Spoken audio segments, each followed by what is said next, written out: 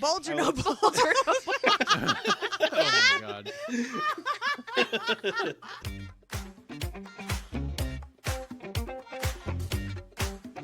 Welcome back to Between Pages and Friends, a book club podcast hosted by Con and Lauren, two besties who read a lot of books, and John and Kyle, their gamer-turned-reader husbands who've agreed to read with them.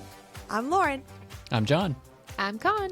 And I'm Kyle. Last week, we officially wrapped up Brimstone, and today we're covering the Brimstone bonus chapters and answering all your questions about the Fae and Alchemy series so far.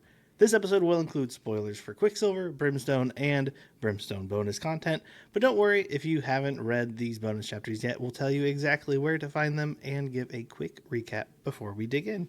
In case you haven't heard, we're on Patreon. Our $5 monthly membership includes access to our private Discord server full of other wonderful readers, live events, book club, reading challenges, and the full archive of past events. Step it up to $10 a month and you'll enjoy early ad-free episodes, merch discounts, voting privileges, a private hangout space, and even more ways to connect with us. Don't forget to grab your tickets to A Sorcerer's Affair on April 25th at Bergmont Winery in Bucyrus, Kansas. It's a bookish lore event night with a VIP experience hosted by the four of us and other amazing creators. And we have good news. Our discount just got even better. You can now use code FRIENDS20 for 20% off at bookishloreeventskc.com. And now a message from a listener just like you. Here's a recent 5-star review on Apple Podcast from our new bestie, MEK44, titled, "Add Me to the Cry Counter for Laughter."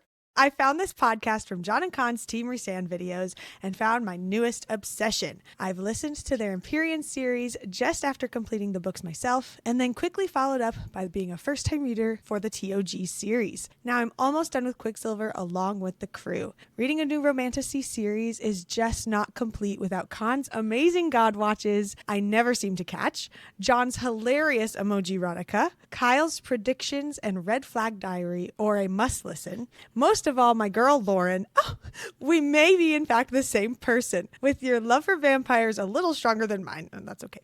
Glad I'm not the only one who can't deal with the spiders. Ugh. I tell all my friends and patients about you guys and can't wait to continue laughing with you, especially to all the New Girl and How I Met Your Mother references. Yes. Much love. Heart emoji. Oh, big heart emoji to you, MEK44. I'm going to add myself to the cry counter because your review's so nice. That's so sweet. Pre-cry counter. Yeah. What? Right? Pre-cry? Because we haven't done the actual cry counter, so it's the pre. Oh, I see. Or is it the pre-counter cry counter? Pre-counter for the. I need like a crying cry in the counter. episode, like while recording an episode counter. I have have had a couple of those. Had a lot of those. Yes. From laughter Yes, and you from have. actually crying. In an episode. Anyways. Yes. Anyway, if you want a shout out like that one on our podcast, leaving us a quick review on Apple Podcasts or Audible is the best way to do it. It helps other people find the show, and it just means so much to us. So thanks so much. And before we dive into all the juicy questions you asked us this week, Minnie and I are here to tell you about the 2 bonus chapters for Brimstone. We're going to give you the lowdown on both of these. So the first is a Carrion POV chapter called Tem, and you can find it in the Target exclusive edition of Brimstone. If you don't have a copy of this or you live outside of the US, this chapter has been shared online and we've included a link in the show notes below. The second bonus chapter is a Kingfisher POV chapter that takes place during chapter 20 of Quicksilver. It's called Missives of the Deep, and it can be found in the Waterstones exclusive edition of Brimstone. It's also been shared at the same link in today's show notes. So if you haven't read either of these, you can pause right here and come back. We're just going to do a quick little recap of both of these chapters, and then we'll get into our Q&A. So let's start with the Carrion POV. All right, Tim. is what there are some who call me Tim. Sorry. Anyway, Tim. It's more of a Tem instead of a Tim. You know what I mean? Tim. Anyway, not Tim. Tem. Mm-hmm. Tim. Very good. Anyway, we join a conversation where Carrion is having trouble paying attention. His eyes caught on a dark-haired beauty across the bar. He's meeting with a man named Paulus who has the distinct pleasure of making Madras dress for this season's Even Light Ball and needs Carrion's help to get the material. After some talking back and forth, they strike a deal, and Carrion begins to head over to his eye-catching lady when his quote-unquote sister steps in front of him, Amberline Swift, one of the Swift, I guess, daughters of whoever, the current Swift family, whatever. She tries to discourage him from talking to the mystery woman, but it's too late. They've made eyes at each other, and she has already made her way over to the pair of them instead. Amberline told him a little bit about her before she comes over. She is the Chamberlain's daughter, but is sick and is basically on her deathbed. Her name is Tamora Shand. They have some great banter, and it's basically a walk to remember situation. We got like the jaded and aimless guy promises not to fall in love with the sweet and innocent girl who is dying, but he does anyway. And we leave it with her death and Carrion's heart in shambles. Womp womp. That is not a reference I was expecting, and I need to go Lauren's cry about again. to be. Yeah, Lauren's about to Get be on that the cry counter ready. Rev up Oh, that cry don't call it a walk counter. to remember. Yeah, that's right. Oh, that hit so hard. Okay. Connor's never seen that, by the way. No. Con. Literally, my Well, I exact- almost just You called just you told by me your what it's full about. name on this podcast, that everyone on the internet would have known it. Full name, But address, imagine that phone that's number. coming out. That was my exact reaction. Oh, Lauren. that's I was crazy. literally jaw Right. dropped. Yeah. Next It's like, time no, that you the have four not of us are watched this. together, Yeah. we're not doing any business work. We're sitting down Until we watch it. and I'm watching cool a with walk that. to I can remember. do that. It's like it's an old enough movie that I'm almost surprised that you didn't even see it accidentally. Like Oh, just yeah, like sure. it was on and like, oh yeah, I saw it.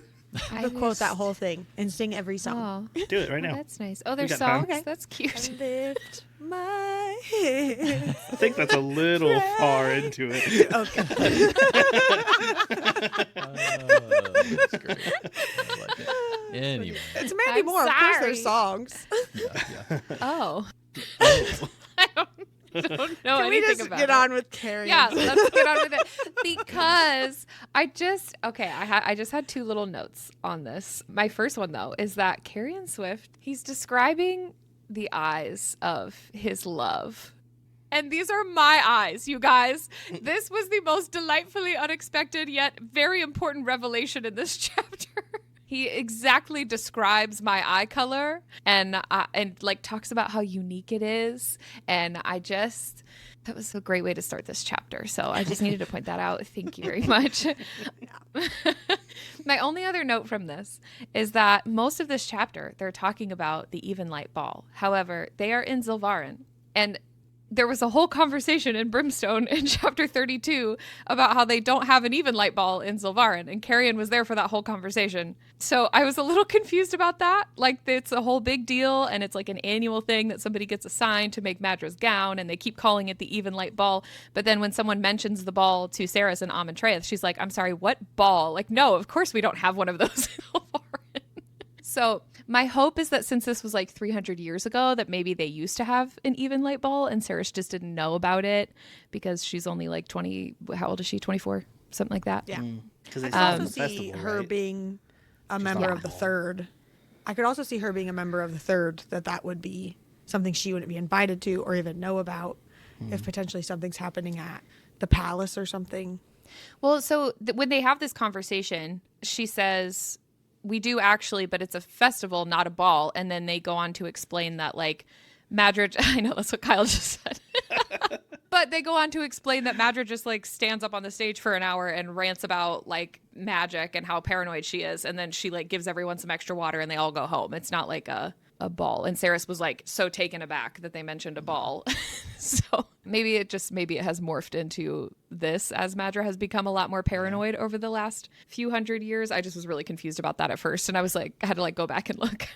Yeah, I could see it being her paranoia Yeah. to, like, cut things short, but I don't know. Having a dress made with gold thread, though, is Pretty bougie. classic Madra. Classic Madra. Classic. Okay, so he finally gets to meet Tem and finds out that her medicine is super rare. It says it's brought in on sand skiffs from the east. And I've been so curious about Zilvarin as to, like, is this the only city in this entire world or realm? Because we don't get, like, a whole map like we kind of do in Avelia, and we know of all these other, like, cities and like people and societies and everything, but all we know is Zilvarin.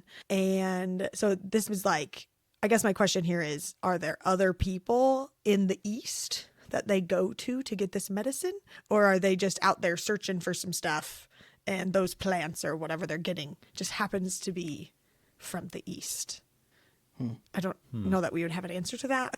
But Wouldn't it be crazy if it was the same world and like if it was just way over here, Zvarn's way over here, and they were far enough and they were just like, well, it's a different world. Nobody's ever found another way there except for the Quicksilver. I could buy that if it wasn't for the tree that Zareth showed us with all the different realms. Oh, yeah. In Diaxis, I guess. Yeah. That could have just been the other side. That's just the downstairs. That's the basement. The Quicksilver pool is actually just like a little tunnel. It's like a little chute. Yeah. You just slide on That's down a water slide. My only note for this chapter, which already aggravated Lauren, but that was my only note, was that Carrion says that Temskin, he describes it as never have seen the god's cursed sun. And I was like, sun? Who would say that in a world with two suns? And both worlds have two suns. Who would say the sun? It just bothered me that someone would even says reference gods, multiple gods, but not sons. Yeah, it was we weird had this to whole me. conversation. And if you're I don't know. only It was listening, weird to me. you can imagine If anyone's going to reference the sun, they Then would say and the now. suns. Your skin's never seen the suns? The sun? Is there only one that specifically tans you? I don't know. Honestly, if they say sun's light in the book, then I feel like it would make sense. Yeah, I agree. That's fair. Sure. I didn't think about that, but I could get behind this note just for the sake of continuity. Thank you. That's all I want is continuity. Is it too much to Some ask? kind of affirmation. Yeah. Yeah, my only note was that I thought this was a fun little chapter. I loved that she was Yeah. able to like match Carrion's wit and conversational agility. I thought Yes. that was just kind of fun to read between them. Yeah. I'm glad that we got a little page time. Sad. Yeah, because we just get RIP. like those little snippets of stuff. I'd be interested to go read when Carrion is like poisoned by Joshin and some of the stuff he said. Like I wonder if any of it would make sense now that we have a little more insight. But I didn't think of doing Doesn't that. he? wasn't Doesn't he he say saying something about the medicine? medicine. I don't remember. Oh no, He that's so sad. I'll He find said a it. line about. He said some kind of line about He did. getting medicine, or I can get the medicine, or something like that. Oh, that's really sad. Dang, that's crazy. Yeah, chapter 19. I'll live. Okay. Yeah. Okay, he said, "Stop. No, don't. She's sick. Please, please, please, please don't take it. I can't help her without it. I'll do anything. Please, I promise." I wonder if some guardians found out about it and like came and like confiscated it or something. Was the just- poison I mean, showing people stole memories though, or stuff. just like a, like a? It was when they were memory? It was when they were hallucinating. And he was talking to dead people. But like in the bonus chapter, somebody steals all of Carrion's silks and threads and all the stuff. So maybe somebody was just stealing medicines and random other stuff that happened. Yeah, I think there was something else that I must not have had highlighted. There were a few things that he said throughout the chapter, but at the time I was wondering if it was Orlena. That was what my note was about, but I'm sure Right. it was about Tem now that we know that. Yeah, for sure. That's so sad. All right. That's Aw. very sad. Okay. Well, in a total change of pace of that note, my last thing was in this whole bonus chapter, there is one jaw clench. So I thought I'd put it in here. So Who we did all have it? a drink. Yay. On to the next. On to the next, titled Missives from the Deep. This is Kingfisher's POV. We pick up with Fisher right after he and Saris kissed in the war tent for the first time, and this is Fisher heading to the Darn. His mind reeling with everything that kiss implied and how he also nearly bit her, he breaks the ice, lets himself fall in to let the deep cold take away his feelings and his natural heat. A Selkie appears shortly after, and seeing as they're prone to drag people underwater, he surfaces and heads to shore. After morphing as they can and following him on land, he tells Fisher that he was instructed to be here at exactly this point in time for a task to give Fisher a message. And so he gives Fisher the missive. The Selkie also asks Fisher some questions about his Kalish estate, specifically whether it was true about creatures quote-unquote working there of their own free will and not being tortured, etc. When Fisher confirms it, the Selkie asks if he can go there and work for him. Fisher asks his own questions needed for employment, and when he's satisfied, he invites him to work at Kalish. They've struck their deal, and the Selkie returns to the water. Fisher opens the missive, which is from his mother, of course, telling him to forgive himself and, in not so many words, put all of his doubts about Ceres aside and basically to go for it. He heads back to the war tent, which is where we pick up that moment in Quicksilver when Ceres and Carrion share that slice of quiche. Fantastic. Amazing. Good job, John. Amazing. None of you were paying attention the entire time. We We're had to acting be out the about. whole We paid thing. attention We really were well. pantomiming We the acted whole thing out. story. That was the most engaged we've ever been during a recap. My I just saw favorite a bunch part. of hand movements and all kinds of things going on in there. Oh, it was pretty good. Yeah, if you're only listening to this episode, you just missed out. It was Go great. watch it for the pantomime, for the acting out. These are the three chickens. For the recap charades. Yeah. From the chicken. Anyway, Okay, well, my first note is Fisher is kind of going through, I don't know, his own mental Horny jail. attack on himself. I don't really know about how he acted with Ceres. And one of the things he says is Fisher, that his father was rolling in the grave or something like that. But I was like, okay, since there's all this question about who his dad is this confirmation that his father's in a grave? Or are we just saying like, classic saying, Yeah. Or does he think it? Yeah. I interpreted this more as just like a hypothetical, like saying sort of thing, because he said my father was probably turning in his grave. But I tried to go back and find like any sort of commentary from him on Finran, and the only thing I could find was something from Quicksilver giving solace to Ceres and says my father's bones are like rotting in Zilvarin. But that also kind of sounded like an assumption because Finran never came back. yeah. And I think that was the only other mention that we got, but I don't know. remember that. I don't know if he actually thinks Finran is dead. I can't decide. It sounds like he assumes that he's dead because he like never returned. Yeah.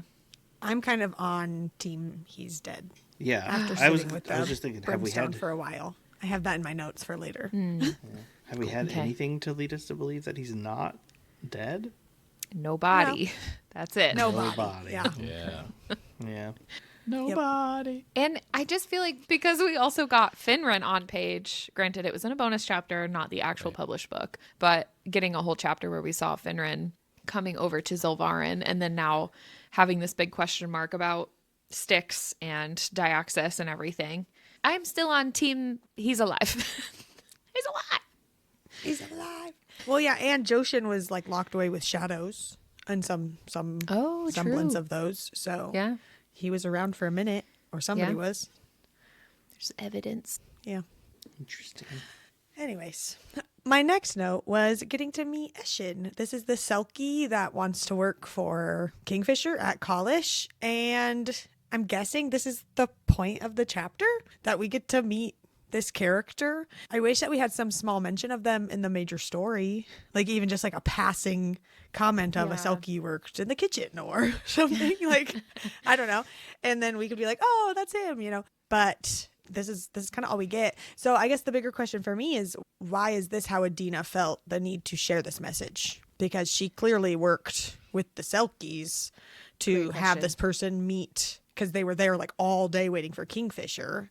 It wasn't that Kingfisher went out of his way to get there. Right. So she could have left that message, carved it on a tree, and then it would have grown up at the right time. Or like, it could have been so many other things that magically it appeared. But for some reason, she wanted to bring the Selkie to Kingfisher. So I wonder if that's Yeah. going to play a bigger role. That could be. I am hoping that he at least like shows up at some point, but what a crappy time for him to move to Kalish because the rot just took over the whole place and like destroyed it. That's a At least great from point. what we saw in Ceres's dream. So I hope he's okay. That was my main Yeah. takeaway. That's a good point. And I mean, I wasn't even thinking about until you started talking about like, why did Adina give the message that way? Like, what did he get out of it except for the chance at a job in like 20 years? Like, was there an immediate benefit where he's like, yeah, I'll hold on to this message for that long? But Well, didn't he say that someone else sent him? Like, it wasn't even like Oh, yeah, yeah. that's true. Yeah, it was Adina third didn't make party. the deal with Yeah. Eshin, made it with Yeah. someone else who sent Eshin. So Oh, a lot of things at play there. Yeah. interesting. I don't know. I don't know. She's a puppet master. She really is. Yeah. And speaking of the going to work at college, he was asking about like, you're not going to disfigure your workers, are you? And the descriptions of how each type of elemental fae how they were marked or weakened sucked. Like the whole thing, I was like, dang, that really. sad. I think there were some that were worse than others. Having your gills sewn shut sounds awful. Oh. Yeah, it is really sad. Well, the only other note that I had was we have 2 drinkies here. We have one gritted teeth from gosh. Kingfisher and one his mouth snapped closed, jaw muscles bulging from Eshin. Wow. So, Double keys. double Dang. drinkies. Bulge. Golly. Joke on my water. Don't just say that with no context. You're welcome. Oh my god. I almost just spewed my water everywhere. One of my proudest moments. I bet someone listening got the same situation as me just now. And I hope they did just do a whole They got a spit bulge take. too? Oh my god, stop! Comment if you have a bulge. Just comment the word bulge. Say, Yes or no bulge? Yes, bulge, bulge, no or bulge. no bulge. You can't not leave a comment. We have to know one or the other. You need to let us know. Just My a quick favorite status update. my favorite thing about us asking these is that these episodes are like 2 weeks later. So then it's like all of a sudden Yeah. my phone is all Bulge. teeth, yes, teeth, no hair. Like, that's what it's been this week. Long ago when everyone was putting their actual weight in the comments. The Killed weigh-in. me. Oh yeah, weigh in the I comments. missed the was so weigh-ins. good. Bring That was bring good. that back. Give us a check. Let us know how you're doing. Give us your weight with and without the bulge. Okay. You'll figure it out. Oh my word. Oh, real quick. We don't have to put it in either about the Selkie Oh, thing. what? Well, you know, Speaking of bulge. it's not, you always have to leave the option open. You can't just force it in. Oh my god. My word. Real quick about the Selkies, I forgot to mention. I thought it was interesting that they sewed their gills shut and were trapped on land because that's actual Selkies from mythology. The men would find Selkies on the shore and strip them of their seal skin, and there'd be a beautiful woman inside, and they'd take them home and like marry him and have kids and everything. And the woman was said to be like happy in her life-ish, but always forlornly staring out at the sea like she missed it. And if she ever found her skin again, she'd be gone. Like no message or anything, like out to the sea again. So it's very similar to having your gill sewn shut and not being able to go back to sea. It's really depressing. Wow. I think the only specific Selkie that I found is Yanika. I think Yanika is from Amatreya. Oh yeah. Is a that's Selkie. right. How her gills? They've Didn't they mention it? That's what I'm Hey, wondering. Did Mr. they mention Grumpy How her Gills. gills or no Our gills? Yes, gills or no. Yes, gills, no You gills. think if you're In the listening, comments. yes or no gills. All my ladies in Amatreya. You got gills? I thought Sarah's had mentioned that she saw almost like scars or something. I searched for Possibly. Selkie. I did not search for gills. Let me do that. Gills or Yannicka, they're probably mentioned just about as often. I was gonna say, yeah, her name is probably not in there a whole lot. So Yeah, there were strange frilled gills at her elongated neck. So they were still. However, it looked as though they had been sewn shut. Oh no. Poor Yannicka. Yep. That's so sad. Dang. Hiding her mutilated gills for the most part. Yeah. Her hair, yeah. Yanni. But doesn't the Hazrax have? Doesn't Hazzy have Yes. gills? What doesn't He also what has doesn't the gills. Hazrax has? Is a little bit of everything. He has gills. It says with its slitted nose, the gills at its neck, and the hairless waxen skin. It looked like a creature that lived in the deep, inky waters at the bottom of the ocean. Oh, that's what a Selkie would be. I mean, they basically are seals. They look like seals, which is like the mermaid myth or whatever. Yeah. When we first see the Hazrax, she describes his gills as odd. I don't know what that means, but they are flaring, so they're not like sewn. I don't know. I don't know. Now I can't help but picture him as like a big seal in a robe. In a trench coat. Or In a trench coat. this room can break. Or. All right. Anyway, Q&A time. Yay. Last week we asked you lovely people for all your questions and theories for Fae and Alchemy after finishing Brimstone, and you delivered. So let's talk through your submissions and some Brimstone theories. Yay! From _Sabrina on Instagram. How mad were you that Kyle guessed it all again? A bit. Great question. And I wrote, try living with a guy. My words exactly, John. I I'm will not expose surprised myself. at anything. Well, I'm not going to anymore. expose myself, but Whoa. I will, Bulge or I no will- bulge? Oh my god. I will reveal. No, that's still just as bad. Wait. I will say I do try to predict things at home, and it is probably one of my more irritating habits to Lauren because she will be talking, and I will finish the sentence, and she'll be like, "No, yes, Oh, but no, no. stop. That's not what I'm saying." Not yes. Mostly no. At this point, I'm whatever. I'm not surprised when he guesses Yeah. everything. It I just didn't even is. realize But- how accurate it was until I listened back to episode 12 and remember listening what I to your said. theories again. I was like, oh, this bitch. I'm pretty sure you even guessed that he's like half god or something. Yeah. I don't literally remember all of that it. at all. This is the thing. I just say things, Right, and then yeah. later on, you guys are like, "Oh my gosh, can't believe you said that." I was like, "I don't remember saying that." Yeah, you did the whole thing where you were like, "Oh, I think that was the episode where you were like, Lauren said I'm not allowed to not have any theories, so I guess I'll just Yeah. like throw out all these half-baked things," and they were all correct. Gotcha. My little note of being a bit aggravated is true because, I mean, I would like to be wrong every now and then. Lauren, you hate have that being on right. record. So Wow. Man, I just hate it. Our next one is from Hilly Chiavarello on Instagram. nice. Do you know where your solar plexus is? reading this when it came through made me laugh so hard because solar plexus was my own personal ministrations in this book, which is kind of a joke about just the overuse of random words and phrases. But I do know where it is now, thanks to Callie Hart, because I looked it up after the third time that she said it. It's funny When- about that though, because when we talked about this like very briefly earlier, I was like, I don't remember this at all. I don't remember reading this at all. In I this remember it once. When Oh, no. Brimstone came out, like the week it came out, the only almost spoiler thing I saw had to do with the word solar plexus. And I just saw the Really? book cover and the word solar Wow. plexus. And I was like, what? So are people out there making memes about it? I haven't looked it up since. I kind of It's in forgot Brimstone. It's in Brimstone 7 times. It existed.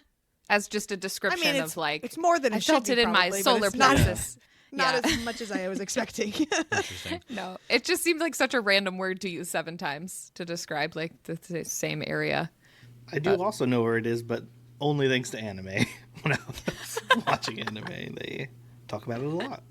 It's a When beautiful I searched the word solar plexus on Instagram, the top 3 videos are all about Brimstone. It's super random. thing. Might that just be your algorithm though, feeding you like it knows Maybe. that The Yeah, rest it of could it, be. That's very the true. rest of it is like self-help type video stuff. But Download a brand new web browser, put it in incognito mode, and then search solar plexus, and we'll see what. then Be right back. Well, a question from Aya Squared on Instagram. There are hints that Lorith and Ishabal will get together. Thoughts? I put the gif of Shia LaBeouf going, absolutely. And I wrote, where are these hints exactly? But yes. there's so much enemies. They just need the lovers part. Oh, I I don't see. think We're think in the being enemies to counts lovers. as a hint. Yes. Well, it's all the stuff that Lorith is specifically going out of his way to say about Ishabal. I see. Was Ishabal introduced in Quicksilver? Yes. Yes, she was. Yeah. So we've been on this train since the end of Quicksilver, and I have. was hoping Yeah, for yeah, some for action sure. in Brimstone, but we no, got a yeah, lot of that's action true. in Brimstone. It just wasn't between the two. You're of saying them, he's so. like over denying it, basically, is Yes. what your hint is. Okay. Yeah, he's going way too hard on the. He's I don't going, like like- the witches. Yeah. Yeah. He's going like middle school boy. He's like hating on her so hard. Yeah. Just like, Yeah. oh, you like her. It What was do you yes, think- and it what do was you think, Ishabal? specifically. I hate her. It was- I would sit next to her, go on a date with her, have class with her. I hate her. That's what he I'm did. gonna pull her hair. That's literally what he did. Because somebody mentioned him sleeping with a witch or Ishabal or something, and he was like, "I would never. I would Yeah. be caught dead sleeping with a witch." Yeah. Well, and even Kingfisher like called out that he knew his friend wouldn't accept his true feelings or something like that. Like we had that whole conversation that's where right. Kingfisher knew about Renfist before Renfist was ready to talk about Everlane, and kind of said that about Lorith. But Kingfisher's the one giving all the orders and still keeps pairing Lorith up with her. So Kingfisher, He knows. he knows what he's doing. He's being a wingman. Yeah. Oh, bless you. Was that a sneeze? This question's from our friend Anushka on Discord. It said, if College has a Quicksilver pool, excellent healers, a forge, a library, and it's protected from Bellicon, why did Fisher take Ceres to the Winter Palace in Quicksilver to begin with? Great question, Anushka. It's not something I Excellent. think we super No. thought about before. My only guess when I read that was he'd been gone for 100 years, so maybe he wanted to go back and see if things had changed or meet with his contacts or see a sister or something. I don't know. I had noted here that I needed a reminder where the pool was at Kalish again because I thought they only got there by Shadowgate. Do they have a pool? That's true. I don't know that they have a pool. When Ceres opened, when she like activated the Quicksilver so that Kingfisher could go get Hayden, quote unquote, but he brought back Carrion in book 1, where were they? Was that at Kalish or at the Winter I Palace? think it was at the Winter Palace. I believe. I guess it I would don't have think had Is there's at a the Winter pool at Palace. Kalish. There is a pool at Kalish? Is that what you said? I said there don't. I isn't. don't think there is. There is not. Let me try the Ask This Book feature. The Google AI overview says, Oh my gosh. yes, in Callie Hart's Fae and Alchemy Series, College is a key location in the realm of Avelia known for a significant Quicksilver pool. Oh, But that doesn't mean it's right. Because like when they first get and she starts working at the forge at Kalish, she has to like find the random tiny Oh. bits of Quicksilver yeah. that he's like hidden in the forge. Yeah, so maybe, I don't And that's think there only is. that's like the only Quicksilver that she can apparently sense. Well, I don't think they had one. Cha cha cha cha cha. the Ask This Book feature says that there are references to there being Quicksilver at Kalish, but it's not a pool. I think it's just when they're talking about the That's tiny what he bit has of in the Quicksilver forge. in the forge. Yeah. So maybe there's not. Maybe that's why. I think you're right about the Shadowgate thing. He got you, Anushka. How does that make you feel? John got you, girl. girl.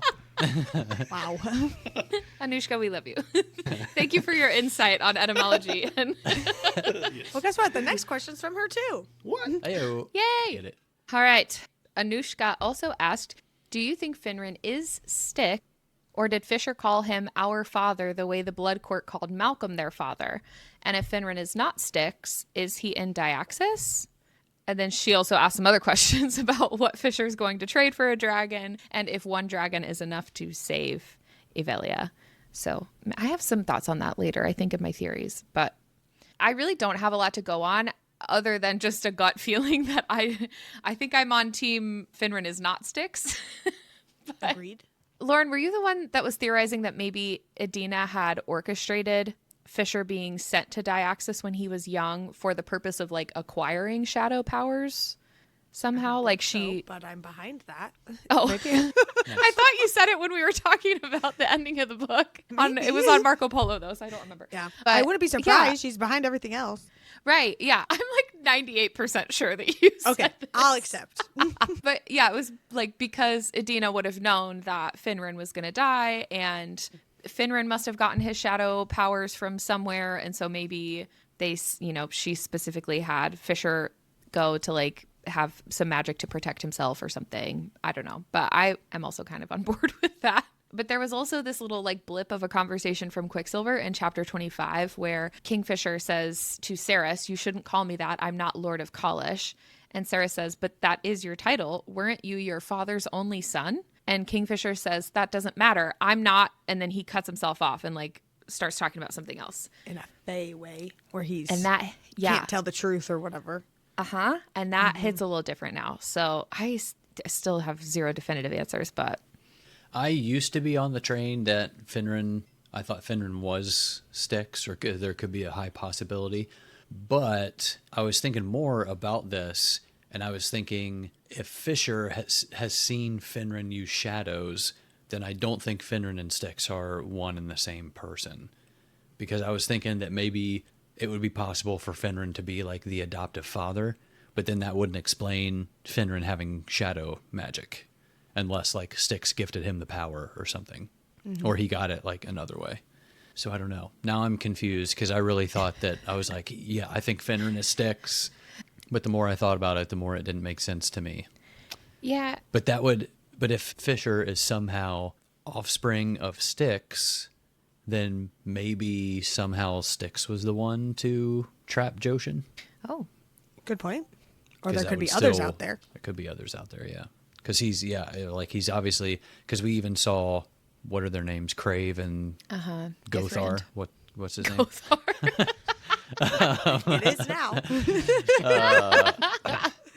So they had like minor shadow magic, but it seems like they can only have shadow magic in Diaxis. It seems like Fisher having shadow magic in Avelia is like a super rare thing, like it shouldn't happen. Yeah. So however that is able to happen. Yeah, this is one of those things that is really tough to theorize because we didn't even know that half gods were a thing in this world until the very last chapter. And we have no context for what that means or how many of them there are, or if there's if they have different levels of power. Or even if that one guy's sentence is even accurate. Like he could just say he thinks only half gods should, and then somebody else is like, no, you idiot, anybody can. We just didn't get to have The guy right next to him, what are you talking about? I mean, for real though. Don't just say things, dude. We talked about this. Well, and It's we also. had that. Oh, go ahead. Oh, It's also interesting that Crave and Gothrand, or whatever John called him, were surprised that Kingfisher had shadow magic. Like they didn't know of Kingfisher at all, or at least of his magic, or something. but he seemed to know who they are. Yeah. Not to get like on a whole super tangent about that, but I thought it was super weird that he didn't know any of those people. Like he had gone there when he was young, and like, I don't know. I expected him, if there were people that live like there's some kind of society in Diaxis, I would assume that he would have met at least like one person. Maybe it was just because it was a very brief interaction at the end of the book when they were in the Diaxis, and maybe he only had interactions with some dragons or only Styx or whatever. I just thought it was weird that nobody recognized him. It did say Fae and humans, right? So maybe he only had interactions with the humans, and it's been over 1,000-something years. Yeah, I guess it has been a while. Oh, yeah, I guess it has been. It's been like 1,700 years or something like that. I didn't think about that. Yeah. To that point, though, if Finran was Styx, I feel like people would know about Kingfisher.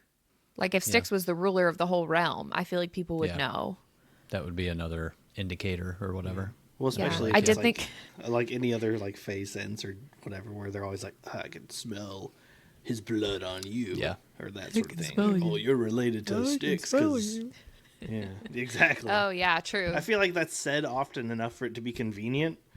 Yeah, but if they only can then. hide Carrion and his smell and everything in a Yeah, but he's not glamour, who's to say they glamour right couldn't do now. that? I mean, it was a secret of some sort that he was keeping. So who's to say he's not glamour? Don't just say stuff, Kyle. That's my whole job. Yeah, Gothar. Kyle's always out here Gothar? throwing out all these crazy theories that never come true. Oh my gosh. Gothar. I did think it was funny though when we were talking about about Diaxis at the end of the book. I don't think this was said on pod, but John was like, "Didn't they say that they would only be able to survive down there for like 2 hours because it was so hot?" And then they get there and it's like full of humans. Yeah, and they're just hanging It's just a out. bunch of people living there. They're That's there. a great point. I forgot they're on like a 1,700 time. years, global temperatures change. A lot of pollution cooling their world down. I mean, maybe they're used to it in some weird way. Yeah, Maybe they that left was the what I was gate thinking. open from like the first level of hell to the fifth, and the fifth is the one that's like frozen. Right, So yeah. they were just Open a window. letting the Or Balan don't go there anymore, so there's just not any sun. So there's There you go. Maybe that's why they There's keep no opening sun's the light. Ajun Gate. Maybe Yeah. that's their like ventilation that Yeah. opens Opening a for 3 window. hours every day. whoa, who closed the gate? It's just like- Burning up in It's a here. little humid.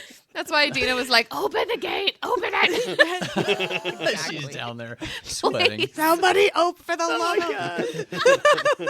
of There's like one guy in there Yes. constantly closing it. What are we trying to heat the whole neighborhood? Oh my god.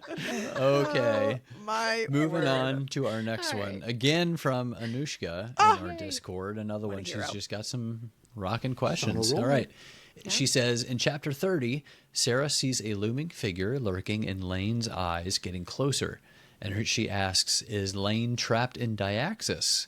When Sarah's touched her, another voice said from Lane's mouth that the gate was open, which turned out to be the Black Gate in Ajin. Do you think someone from Diaxis tricked Saris into opening that gate? If not, how did it open? We also see some sort of looming figure behind Belicon's eyes. And that makes me wonder if it's maybe like, oh, okay. Sorry. Like No, keep someone going. beyond the veil, kind of like how Adina took over Everlane's body from like like she was like around close enough in her spiritual form that she couldn't take over Everlane's body. And that makes me think it would be Malcolm, only because his bite is what put Everlane in a coma in the first place. Like Everlane herself, that I know of, has no connection to Diaxis. So, I mean, I know there's a lot of mysteries over what is Everlane's life. So I don't know, maybe, I just don't know what connections would be specifically with Diaxis. But I don't know. I was going to choose someone. I'd probably go with Madra. What do you Just mean? because she's the one left. So, like, always saying, like, oh, she's got eyes everywhere. Well, what if she literally does, including the people that, you know, were somewhat close to her inner circle? Interesting. It conned on to something. She's Googling something. Okay, so chapter 30 is when they say the gate is open. I'm wondering if, here's my thought process. The gate that goes to Diaxis is different from all the other Quicksilver pools. That pool is different. It's like black and sludgy, and it's never felt like this to Saris before. Yep. I don't think Saris is currently, at this point in time, capable of opening. I don't think she's capable of activating that Quicksilver pool, especially if it's not connected to all the other ones. And it wasn't None of the something she tried to alchemists do. ever could, and blah, blah, blah. So I'm wondering if it has something to do with her needing to master the Tria Prima, and if there is an alchemist who has mastered it. And so I'm wondering if it's the alchemist they were talking about in Amentraeth, who, like, her runes were all like faded, but she had them everywhere. And it was something where, like, she must have been some sort of like master alchemist or something. But if everyone was poisoned and turned back into Fae in Amentraeth when, like, during the Even Light Ball, if there was like a master alchemist there of some kind who was capable of opening the gate, I was wondering if the gate opened after that happened. Like, if that was like the first thing they did, I don't know if they would have been able to get their Interesting. magic back or something. I think it's 38. 38 is when everybody gets poisoned. Yeah, I think so. So never mind. So I was Dang, I was searching pretty for it close, first. though. Thanks for that. I can't think of like specific wording from that. Oh, Spirit of the Gods, I guess. 39. Yeah, I was going to say it's right at the end Dang of it. 39. Tal says, tell Everlane I'm sorry. And then 40 is when we see the aftermath. Shoot, I thought I was onto something. All right, never mind. I don't even know where we ended that to segue into something else. But Were you done with your thoughts, Lauren, on I that? think so. Yeah, you finished at least what you had written. So Yeah. All right. Cool. Well, up next we got Maria L. on Discord. Where do the fire sprites come from? I'm wondering if maybe they are from Fisher's dad in Diaxis. The only pyre they have is in Kalish, so they only exist there and can't survive anywhere else in Evelia, right? It just made me wonder if Archer came with Fisher's dad, or if the fire sprites were connected in some way to that realm. This is easy stuff, Maria. See, when two fire sprites love each other very much. Oh my gosh. Yes, both. They make a little brimstone. Yes, both. a little brimstone. Things get quite literally hot and heavy. Nice. Wow. Hot. Quite literally. Very literally. All right, next Oh, that's question. funny. No, I'm just kidding. I do think this would make sense, though, considering that the fire sprites rely on brimstone to survive and the dragons are from Diaxis. I could totally see that. And I just think it's cute if, like, Enrin met Archer in Diaxis and, like, just wanted to bring him home. Like, built a pyre in Kalish for them. No, because Archer has been around when his mom was there and everything. And Yeah. Kingfisher went after his parents died. Oh, yeah, that's right. That's right. Okay, so not Finran then, but somebody. I guess the real question is, like, how would you go about making a pyre? Because it's more than, like, Yeah, I just don't any know. old fire. Is the one in Or college could- the only one? Well, I'm like wondering so. if they need, if a pyre is just like a name for a grand heat source? Like, is there other places in the world or the ocean maybe they can live in or around natural volcanoes, just like other elemental fae take up their natural like habitat spots? Yeah. I wouldn't be surprised if they spend a decent amount of time in Diaxis that we will see more fire sprites like walking around or 100%. something. Yeah. Didn't Fisher say that his like great great grandfather was the one who built Kalish or something though? Like I thought he had like long family history there. Is that on Yeah. Adina's side? I don't know. I thought he did live in Kalish with Finneran and Adina, right? Until Maybe we can call up the OSHA boys and they would have records of things. And they probably would. I bet You would need the Census Bureau for that sort of thing. could take 3 to 6 business months. I mean, I could get you the form, by but the time we get back to Fae and Alchemy Book 3, maybe we can have some answers. I gotta wonder if we do see other fire sprites, do you think they would be obviously not exactly the same as Archer, but do you think they would still be like, oh my gosh, welcome, sit down, have some cookies? Or would you be like, welcome to hell, suckers? Like, we're the Diaxis fire sprites. Like, Interesting. I wonder if they would still have the same, because so far all elemental, like lesser fae that we've seen have been decent folk for the most part. Like none of them, Yeah. they just sort of want to live and let live. Polish. Yeah. So yeah, at college, so that's all we've really seen though. So Yeah. I don't know. I don't know. Sorry, we don't really have an answer for that one. All right. The next question is from Marley Moon. Hi, Marley. Hi, on Marley. Discord. And honestly, I guess others asked this as well. I also saw one on Instagram. Yeah. This question got asked a lot. After Kyle went off about flails, he said, it's not even in my top 10 weapons. And so we've had a lot of questions Impression, wow. on what are Kyle's top 10 weapons? And as a follow-up, Maria L. also asked for John's top 10 weapons along with the girls, if we have some, which I don't. But, gentlemen, Take what it are your away. top 10 weapons? It's really funny because I wrote this answer before we made jokes about just saying things, but my answer literally says, sometimes I just say things, you know? If I did have a list, I know a flail wouldn't be there, but I don't have a list. I'm comfortable saying I could handle a crossbow, dagger, short sword, bow staff fairly well. So that's almost 5. We could add a whip onto that and make it a quick top 5 in no particular order, except the bow staff is number 1. I love a good bow staff. What if these were just weapons that you appreciate, not necessarily ones that you think that you could wield comfortably? Oh, I don't think that I could wield these. I have wielded all of these comfortably. Nice. I had no friends growing up. A crossbow? Where did you even get one? Jeez. Freaking. And I was Crossbow. a beast with my Indiana Jones whip. And look at you now. I look at me now. Now I see what Lauren sees in you. Right? Yeah, the whip, yeah. I see your value now. Yes, Bulge. Oh, my God. I'll take it. To be perfectly honest, though, the bow staff was my favorite and the one that I actually like do have the most like legitimate training in. But I was drawn to it because it was not sharp, and I thought I can't kill myself with this instantly. If I miss, it's just gonna give me like a good bump on the head. But it also has reach, and reach overcomes a lot in medieval warfare. Yeah. Nice. What do you got, John? I put, keeping in mind, this is all hypothetical and I am not proficient in any weapon in real life. I was just going to give like a top 3 that I like to go for in video games or like D&D for characters or whatever. Sure. And that would be dual wield. Firstly, dual wield short swords, then dual wield daggers, and then a rapier. Good stuff. You can't go wrong with a dual Thank you for wield. the sound effects. 2 swords, 2 daggers, 1 sword, 1 dagger, 2 rapiers. 2 swords? perhaps. Yeah, I mean, a short sword and a dagger. You can't. That's the best. I love Short dual sword in your wielding. dominant hand and a dagger in your offset.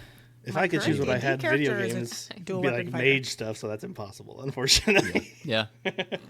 But that's Good my choices, answer. though. Classic. Can't go. I love short swords. All right, from Lady All Monster on Discord. So when Fisher is missing and Saris gets to, quote, read on after the trade, end quote, page, my first thought was that it would be a trade of Everlane for Fisher, since we know that Bellicon wants her back. But now that it's pretty clear the trade wasn't referring to that, she says, my question is, why does Bellicon want Everlane? It's got to be related to why she's still not awake, right? In my head, after reading Brimstone and sitting with it for however many weeks it's been now, I kind of feel like there's like our world bad guys, like the Avalian world bad guys, and Bellicon is on that, Malcolm and Madra. And then there's like this higher tier actually affecting the multi-world bad guys, potentially the gods or whatever. And as much as Malcolm and Bellicon and Madra felt like the ultimate big bads, to me, I'm kind of feeling like they've been brought down a peg since this book. Now that we're like in a whole nother realm with other gods and dragons and all that kind of stuff, it feels like, I don't know, it feels like this is maybe lesser to me. So what Bellicon's motives for getting Everlane back makes me feel it has to do with the triumvirate, right? That's what it's called. The three of them, and maybe is tied to my Malcolm theory that it's Malcolm attached with Everlane somehow as this like ghostly figure, and that Bellicon is not thinking big picture as far as gods and other things. I think he's just so worried about his little territory and what he gets and blah blah blah. And same with Madra, like almost like a little kid playing and they think they're in charge of everything, but some other person's going to come up and be like, sure, to them, like some other bigger god or bad guy type of a thing. But this is all just my own random thoughts. I have nothing from a book to back this up. That's all you need, really. Yeah, that's true. I'm going to take a page from Kyle's book here and just say random stuff and hope I'm right. Just throw it all out there. Yeah. I was thinking we learned about like the trade or some kind of trade. I was thinking that it would be whatever Ceres would need to trade to seal her brimstone rune. I think there was something said about sacrificing something of herself or along those lines. I forget who said that. But also with Bellicon, I would assume that since her mother we know Adina was an oracle, it's a high probability that she would also have that power, because something like that usually you see in fantasy, it runs in a family line. So maybe that's why he wants to keep her around, or he's looking to keep her. He does technically have Malway, but we still don't really know anything about her.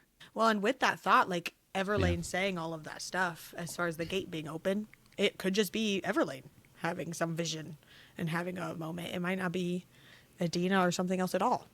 If I think the Quicksilver said the gate was open, but some of those conversations, we're not the Quicksilver. Yeah. That's interesting. Yeah.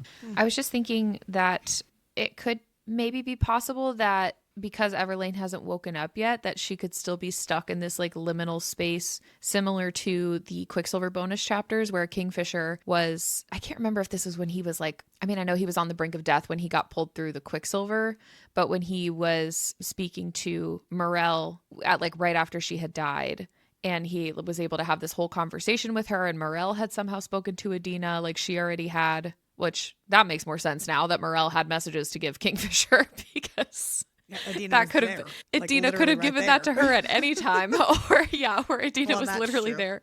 But I wonder if because Everlane might have been like so close to death that she also, it seems like those are times where maybe the veil between realms is a little bit thinner because we've seen people get, summoned by the gods in those moments. And so maybe Everlane is like having a whole moment in a god's realm or something like that. I don't know. Yeah. Anyway. I could also just see Bellicon using Everlane as some fake excuse to send Arias there to get information. And he doesn't actually care about Everlane. He was just kind of doing his own thing. And that was his excuse to send somebody, kind of a thing. That could be. Yeah. Unfortunately. But I don't really put much past Bellicon on that. Do that. Yes. Well, also from Lady L Monster on Discord, she says, thoughts on how the Zilvarin feeders are being made? If vampires were necessary to make them, does that mean Malcolm is somehow still involved via the shared source of power? Also, where does the magic go when they absorb it? And do the runes on their bodies mean something? I forgot they had runes on their bodies. Do they all have that? I think so. And I feel like the runes on their bodies make sense to why it's collecting magic somehow. I don't, just because, we know very, very little about runes and what that could all be. Because the feeders or whatever weren't coming from Zilvarin until after Quicksilver, like the book Quicksilver. Madra has come to Avelia, so maybe she collected something or a couple feeders herself that she keeps weirdly in prison or something, and she brought them back with her. In a very Walking Dead style, has her own little feeder prisoners that she uses for things and is making some. I don't know how else she would actually make them unless she herself is also a vampire, because she's lived for so long and we don't still have answers as to how that happens. When two Zilvarin feeders love each other very much. Oh my god. Okay, Kyle. I do think that, like, you're right with the Badger stuff. Well, I think we initially theorized that as soon as it came out, and I'm still sticking to it along with you, where it's like it had to have been something she was involved in. So I just had a thought. What if, because the marks or the runes are like really small, right, on them? I don't remember. What if I'm thinking, what if it's something similar, or what if they're thinking it's a rune, but it's actually possibly a witch mark, because, and it's doing the whole, what did they call it? Taladeus was like a conduit for Ishabal's blood at the party or whatever at Amontreath. So like when the thralls would spill their blood, they were actually spilling out Ishabal's blood. So I'm wondering if there's somebody that was in Evalia that was acting as a conduit. So if they brought in magic, it would go through the conduit. So like that magic would be absorbed by Madra essentially, or like which is what the she's city of already doing in her Zilvarin. own city. Yeah. So like it's a way for her to continue to like send out feeders, but continue to possibly get as much magic as possible. Let me pitch you this one then to go along with that. Pitch your tent. The theme of today's episode. The title of this Q&A. Bulge or no bulge? Malcolm, vampire, obviously. Bellicon, Fae. Madra, witch. Question mark. Oh. They're all three Yeah, the that makes biggest, parts of the world, and that would be her. So she is the conduit. Oh. Yeah, Especially because some Well, hold on. they tried to find like long life or whatever, even some of the alchemists. Yeah. Yeah. And she's like absorbing power through the city and possibly through the feeders with that. Well, so. yeah. So what if the sigil is basically the witch's mark on the city? So like because of the sigil or whatever, the city is literally the conduit Yeah, that's true too. Right. Yep. that goes just straight to her or whatever. Yeah. It would make sense with the blood magic and everything else that we've talked about. That Yep. would be Yeah, with all the blood Potentially she feeding into spills. it. And her putting her she a hair witch. in the, what's it called? The Yep. plague the hair, bags. The the little plague bag bags. is such a witch thing. That is Such witchy. typical witch. Typical Classic. That's W. basic witch right there. Typical W. Okay, so this is chapter 4 of Brimstone, and it just says, one of the feeders, a tall, stocky bastard with shorn hair and arms covered in runes. And then it talks about like bared his teeth and ran for me. Doesn't, I mean, maybe it talks about their runes somewhere else, but So does that mean he's an alchemist, or would used to be one? I feel like Or they somebody put them on the put them on feeders. them. Plus, hear me out. Madra. Flip it Oh my around. Witch. Wicked witch. I never sent you guys that video from last week. I'll do that after. I've seen it. Yeah, did you what's her send name it? From Wicked? I ended saw up that one, seeing too. it. It started Stuck in popping my up head. on my feed. Interesting. I like that. Well, from Marley Moon on Discord, how do you feel about Fisher's name and how she now only calls him his name and often all three names? Yeah. Until she decides to call him Kai. Kai. Yes. That's what my note is about too. Cause like, I like the name. I think it's cool. And I like that there's some like, what's the word for that? Why is that escaping my brain? Not mythology, folklore, right? Is that the right word? Yeah. Yeah, I like yeah. that there's some folklore around like one of the names. Kai was kind of funny to me because I read so many romantasy books this year with a Kai, like Kai or KY, and now this is KHY. But overall, I do think it's cool. It just makes me nervous that she keeps using his full Fae government name in front of everyone else. Well, she I don't know broke if- his Yeah. the power behind his name or something. Yeah. I don't know. I don't I did like the idea that it would be like a secret and we would know and they would know, but nobody else would know. And we'd Yeah. still call him Kingfisher or something. But it is just a public, what'd you say, government name? Publicly Just for accessible everyone record. to know. Yeah. I do agree that there was I mean, I don't even read as nearly as many books as you guys, but I have seen that pronunciation of a name, Kai specifically, in a few of them. And the fact that it's Kaiden just sort of made me think of like Caden, Hayden, Payden, all these like really popular right now for kids' names. So it's And in whatever. books. You say Oh, that. yeah, and in Yes. books, true. That other book with Kai and Peyton. And this one has Hayden. That's true. Yeah, there's a lot of them for Yeah. sure. So I did like the last name. How I was like, that's just legitimately a folklore name. So Yeah. It's all right, I guess. Yeah, I had no problem with his name. I was The a first little time it was nervous. said too, it was like, and I was like, Yeah. oh my God, it's so cool. I agree in what felt like sarcasm in this question and now how she only calls him that, and often all three at the same time. I understand that feeling. Yeah. That it was a lot, but I mean, they were excited to use it. I don't know. Yeah. I'm just relieved because I was worried this whole time. Like, Kingfisher is such a weird name and we got used to it. But like when I first heard that the MMC in this book in Quicksilver was named Kingfisher, I was like, why? But I was nervous because I got used to that. I was nervous that we would learn his real name and I'd be like, ew, Hey, I'm Greg. Greg. You have a drink Bailey's from a shoe. Did you learn to love me? What you're doing in my Oh, shadows. what a classic Fae that was. My shadows. Oh my God. You guys know that guy's on the Great British Bake Off? He's like, Yeah. he's Prue. wild. Yeah. He's not Prue.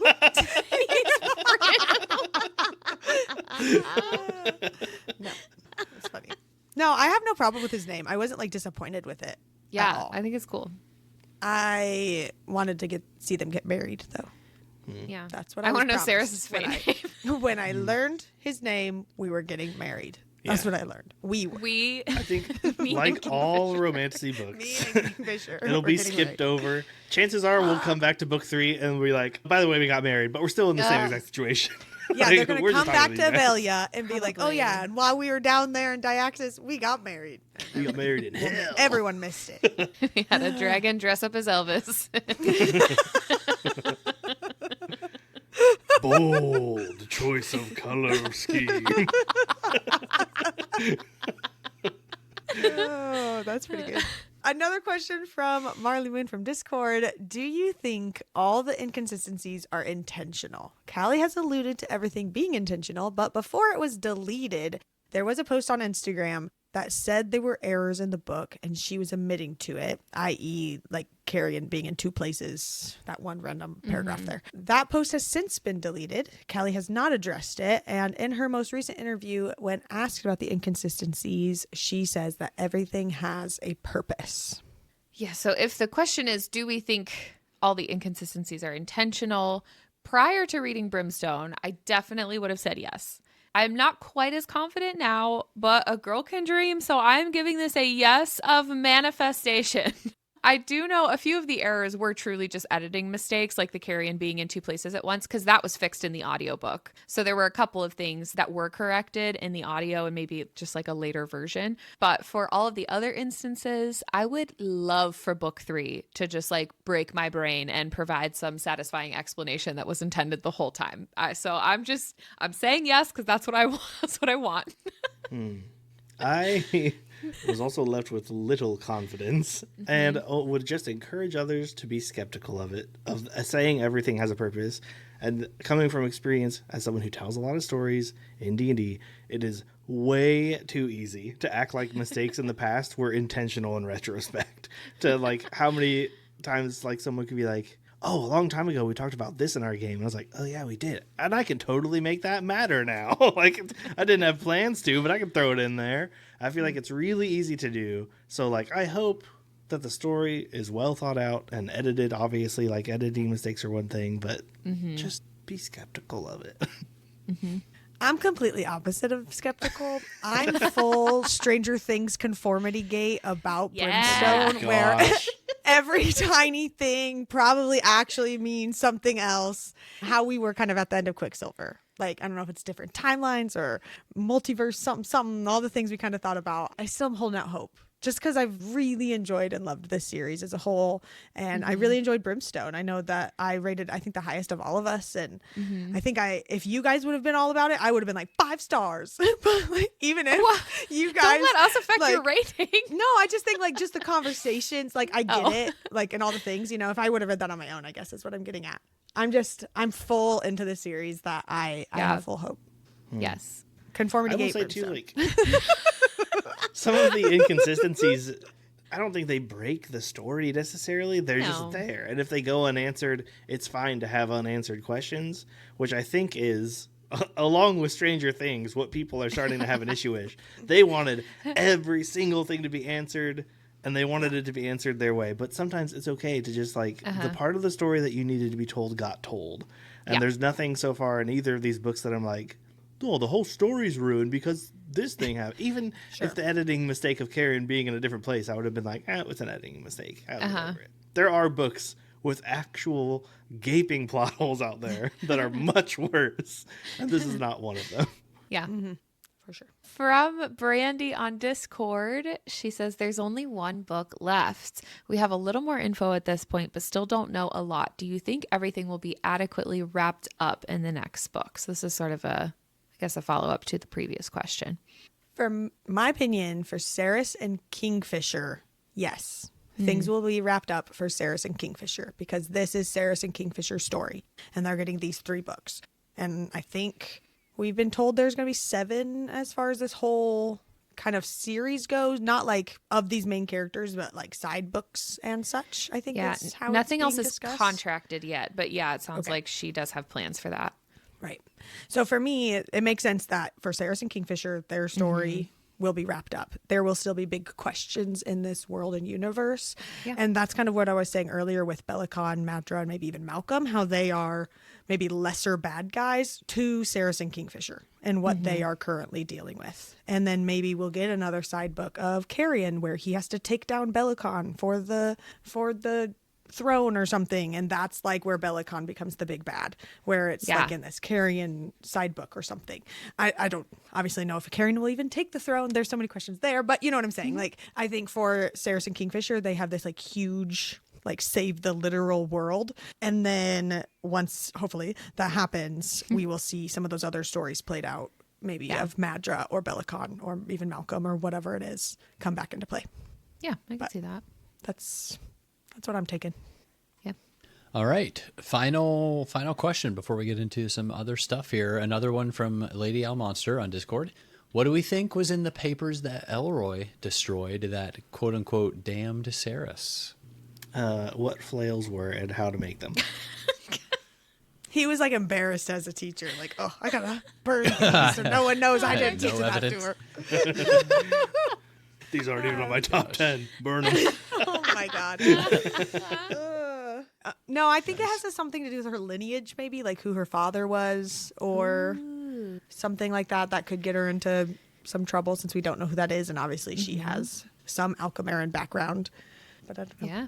I just had a thought that maybe it was some letters to his family line from Adina Oh. Ooh, that could be cool.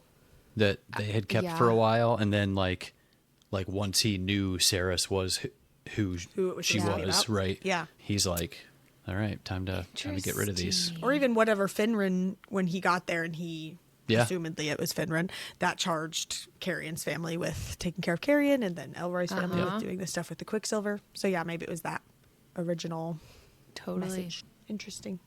I'm still upset they didn't ask what it was. I know. But dang it. That just means Elroy's going to have to come back at some point. We'll have to see him again. Classic. That was my biggest complaint when I finished the book, was that I'm still theorizing over Finran and Elroy. And Elroy, I know. Yeah. And Vorath. I still don't know what's going on with him. Yeah. Yeah, for real. And Onyx. I have all the same questions. Yep. And that lady's bread cart. Yeah. Justice for bread cart lady. For real. Where's Ganika? She better have a bonus chapter. Oh my word. All right. Well, we are now moving on to our theories for book 3. We've talked about a few theories already, and of course things kind of get thrown out there with our general conversation. But before we fully wrap up us discussing the series together, let's write them all down, discuss all our theories that we could possibly think of before book 3. So basically, Kyle, tell us what's going to happen in book 3. Yeah. Ready, Going go. first. Well, I'm just going to say stuff. So, Yeah, classic. I think the next step is Madra. Obviously, like we've had a book dedicated to the other 2 of the Triumvirate heads, and we've killed, in heavy quotes, those people. Clearly, there's a lot of literal ground to cover to do so, like the different lands that we may see. I would hope we get some more info and action from the others in the story outside of our FMC and MMC, because they were pretty heavily sidelined for like basically the whole second book. We didn't really see anyone but these 2. And I wouldn't be surprised if Carrion did or didn't end up being king. I feel like that could go either way, which I know isn't saying much because that's just how decisions work. But there we are. I just feel like he could just give it to Kingfisher, like I said, too, because he has the last name, King of the Fae. Whatever happens, I would also hope to see some fighting against fate. Like eventually Adina's writings are just totally disagreeable to Saris, and she'll try to like go against it, and maybe that leads her directly into another thing Adina knew would happen. Last but not least, my formal request for 3 or more major character deaths. I feel like we're owed some because 2 books with basically none. So 3. 3 or more? Oh. Could be the whole universe for all we know. True. Yeah. Wow, that's wild. Well, I have to feel like I've been talking about this for a little bit, but I just feel like I'm leaning towards the Triumvirate not being a big problem. Like I said, for Saris and Kingfisher, it obviously is, and something that would need to be handled, but maybe just not specifically for them, because they are currently in a realm with new gods and other people who could potentially be issues or bigger bad guys for them in their current moment, thinking that we only have 1 more book to figure this all out. If it was maybe more books in the series that I would know it happened, I would assume they would also handle those people. But I could see Madra being the big like a big bad guy in book 3, because she has a Sylvarin rune and could be causing problems in Avelia. Just like my theory, though, for Belicon is that will be for Carrion later and maybe another story. I really do hope we also see more of the side characters. I had a similar thought to Kyle in that I just feel like we get conversations with them that kind of like fade to black, and then recaps of those conversations between Saris and Kingfisher later, or something in one of their own personal POVs that isn't the actual whatever's happening for them in them stories. Or like how Renfis was just gone the whole entire time. Hated that. Love Renfis. Just putting that out there. I'm leaning towards Finran actually being dead, because we now have a potential father figure that we've been speculating over, potentially being Styx or whoever Kingfisher got his power from. Not that Finran is Styx, not that Finran is also just hanging out down there. Like, I feel like we've just been looking for this potential father figure type situation for Kingfisher, and I feel like it'd be weird if there was 2 of them. So it makes me lean towards the god being alive over Finran. I'm also disappointed we didn't get a whole full gods interaction at the end of book 2, so I would love to see more of that in book 3. Maybe even like the undergods and the Corcoran meeting together, or even being the same thing, because that could possibly be. And I also would like, by the end of book 3, for all the couples to couple so that everyone ends happily ever after. Nice. What about you, John? I hope to see only 1 spicy scene. Whoa. Almost like a... I'm like... Say bold or bulge? Open for interpretation. But it lasts 5 chapters. I'm like... I feel oversaturated almost, like with what That's we what she got said. from Brimstone. Oh my. So I wouldn't mind almost like a last chance kind of thing before like everything gets crazy. Like, this might be the last time that we're together, and they have their moment, and then we get some big stuff happening. I would love to see a little more setup for big moments, especially tying back to previous info that we have learned. More involvement from side characters, as we've all said so far. Like, obviously, we saw them, they were introduced in Quicksilver. I feel like it was a big deal that they were introduced as Fisher's Wolves in the Lupoprolia. And then we get the bonus chapter of the Ajin Gate, but they're barely in book 2. I would love to see them exist as complementary to the story, but not in that way where they're like one-dimensional, where it seems like they're only important to like kind of like move the story along, if that makes sense. But in general, I'm like a little concerned that book 3 will move like way too fast because of everything that we seem to be missing and everything that seems to need to move forward. I feel like it'll move way too fast to fit in everything and have everything make sense. But at the same time, I am looking forward to finding out if my tree theory holds any weight whatsoever. So we'll see. I'm excited for that too. Yeah. Well, I ended up sort of diving into like just one big theory here. It is still half baked, but with the titles of the books so far, because there's also been a lot of theorizing about what the title of book 3 will be.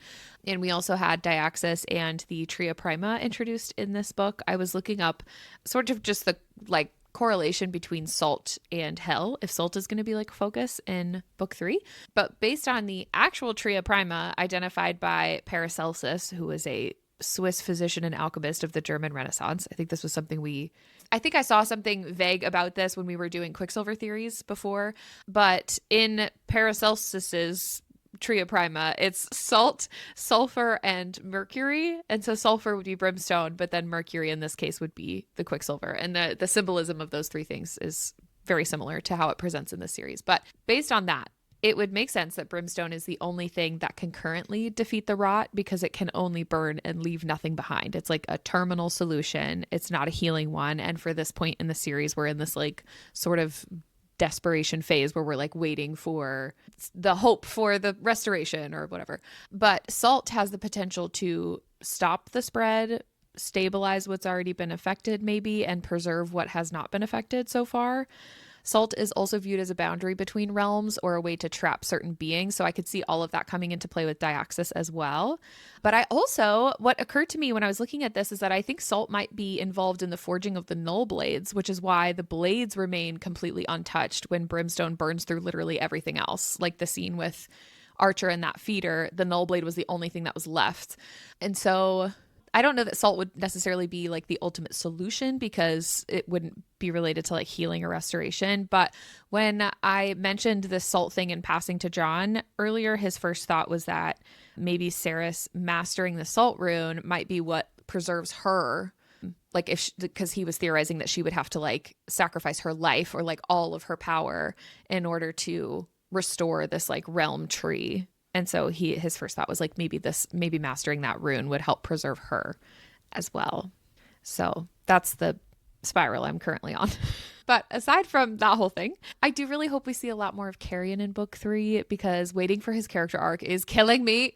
I was hoping for so much more in Brimstone, but there are so many loose ends right now with like Everlane not waking up, Ishabal and the witches, Styx and the other gods, Finran, Edina's declassified rot survival guide, Carrion's research and his bloodline and the plants, and Tal's potential redemption, and the Triumvirate refusing to just die already, the Evenlight Festival in Zilvar, and whatever the heck Madra's doing to remain powerful and send rot-infested feeders to Evalia, Bellicon wanting Everlane back, Ceres needing to master these runes, the Hazrax, Algat, Almatreath and Kalish, etc. I'm just really hoping, like John said, that this stuff doesn't get super rushed or like overlooked. Yeah. It's a lot to cover. That's a It's lot. a lot to cover. And that's probably not even all of it. That's just what was top of mind. as I That's was writing literally this. so much. Oh, wow. It's so much. So I could see book 3 being long. I could also see Lauren, like you said, like leaving some things unresolved for the sake of continuing the series with other characters. But I'm still very excited to learn more about all this stuff and explore more of the world because I also still want to go to Nevercross and Terran Ross Island and see the mermaids and the sea dragons. Would this be a good point to have like some kind of novella? Maybe. I figured that's what some of the extra books would be, like maybe not full-on novels for some of the side characters and situations. There are other series, though, that we've read where like the first 3 are of a certain couple and then the next books are about a different couple or like it's not just one-off books, but it's continuing the over art of the world or whatever is happening. That's kind almost of what I feel like this is leaning towards. That's kind of what I'm hoping now too. Like the more I think about it, it's like man, I hope she's done the first 2 as kind of a setup for leading into it, and then here she's going to take us in like a slightly different direction, but we still get some of the answers at least. Right. Yeah. But that's what I was saying with Ceres and Kingfisher's story. Like it's going to have its ending and it's going to feel happy for them. Maybe it is that they both like give up their life or something for the tree or something where we're satisfied with where their story ends, and then it will continue with other characters or whatever. So I was going to say that it would be easier if she killed the characters off, because then you don't have to end that story. But I would also be interested to see, like you said, she's setting up, it could be up until a certain point with this couple and then moving on to another. It'd be interesting if Ceres or Kaiden had to make some sort of big sacrificial play at the end with either one or both of them. And it was just like, sort of got the world back on track, but not quite. And then the next would be like, okay, maybe Carrion does become king. Somebody else has to pick up the mantle of who's going to lead the people and do stuff. Maybe Hayden does finally have to step up and he gets his own, like, arc or whatever. But I'd be interested to see, I guess, if it's continuing the story or if it's more stories that are taking place generally in the same time. Oh, I got you. Yeah. I would hope it's continuing somewhat of the same story. Like, obviously it's going to change some, but I don't know. This is just my hope, because there's so much to cover. This is how I hope it ends, is that it just continues.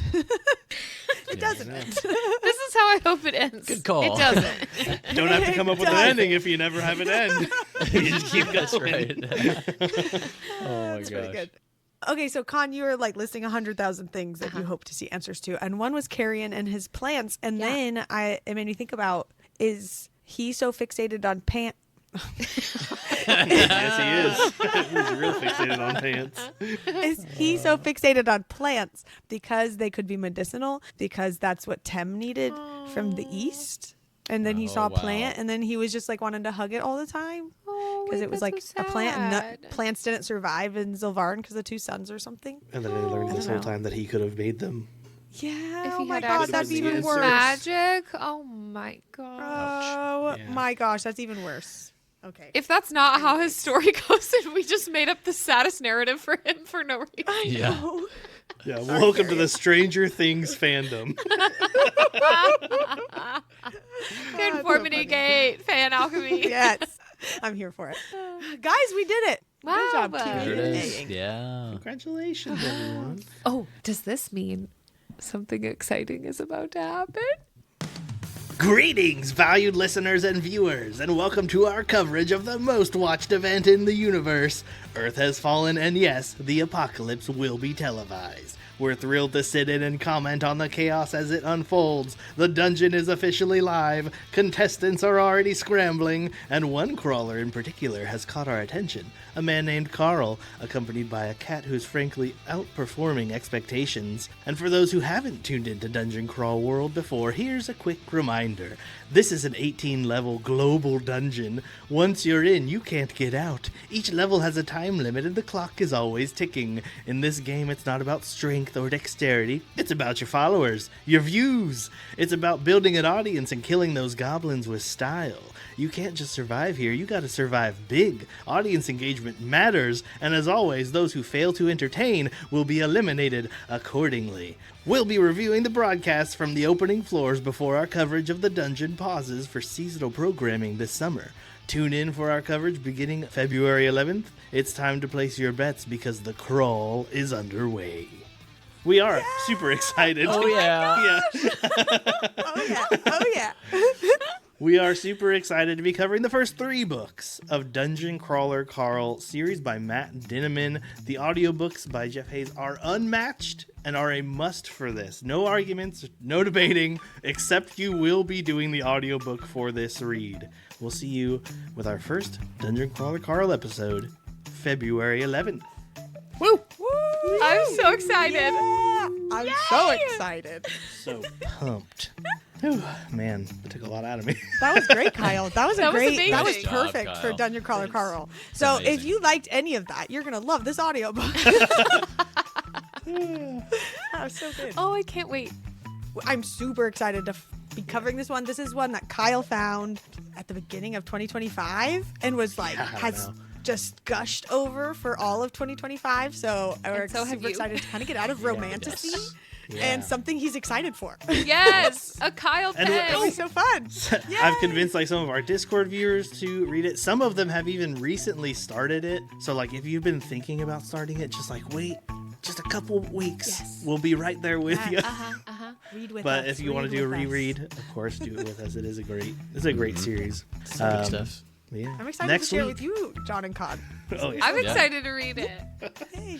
Yeah. Next week is our Dungeon Crawler Carl. It is hard to say. Dungeon Crawler Carl intro episode that will be completely spoiler free. And don't worry, you still got time to get your copy and start reading. We'll be back for a fun collab episode with Banter and Bookmarks on February 4th before starting our first chapter section for Dungeon Crawler Carl on February 11th. Yay!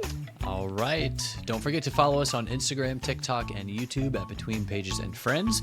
Check out BetweenPagesandFriends.com for merch, events, and to sign up for our newsletter to keep up with all things happening at BP&F. Until next time, stay wordy, stay nerdy, don't stress, and stay blessed. Stay blessed. Bye. Later. See Dungeon ya in the Crawler dungeon. Carl. I'm so excited to start in the reading. Welcome to the dungeon. I want a full Yes. lyric rewrite of that song now, please, from Kyle about Dungeon Crawler Carl. Oh, wow. That's what I want. Fun. Nice.